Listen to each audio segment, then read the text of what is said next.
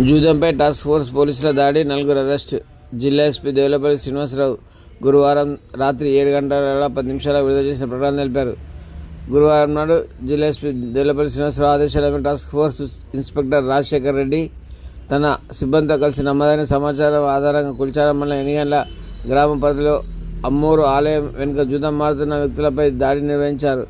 5 దాడిలో 4 వ్యక్తులను పట్టుకొని వారి వద్ద నుండి 16,712 రూపాయల నగదు, 4 మొబైల్ ఫోన్లు మరియు 52 ఆట ముక్కలను స్వాధీనం చేసుకున్నారు. స్వాధీనం చేసిన వస్తువులు మరియు పట్టుబడిన 4 జూదగాళ్లను కుల్చారం పోలీస్ స్టేషన్కు అప్పగించి తదుపరి చట్టపరమైన చర్యలు కొనసాగుతాయని తెలిపారు. ఈ సందర్భంగా జిల్లా ఎస్పీ దేవులపల్లి శ్రీనివాసరావు మాట్లాడుతూ, జిల్లాలో చట్ట వ్యతిరేక కార్యకలాపాలకు పాల్పడే వారిని ఎట్టి పరిస్థితుల్లోనూ ఉపేక్షించేది లేదని, కఠిన చర్యలు తప్పవని హెచ్చరించారు.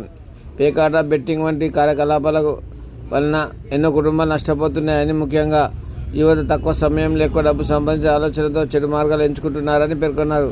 కష్టపడింది ఏది ఊరికే రాదని, ప్రజలు కూడా ఇలాంటి సమాచారం వెంటనే పోలీసులకు అందించి సహకరించాలని జిల్లా ఎస్పీ దేవులపల్లి శ్రీనివాసరావు సూచించారు. పేకాట, జూదం, డ్రగ్స్, ఎలాంటి మత్తు పదార్థాలు వినియోగించిన అమ్మినా వారి సమాచారాన్ని 100కు కాల్ చేసి సమాచారం అందించాలని జిల్లా ఎస్పీ కోరారు.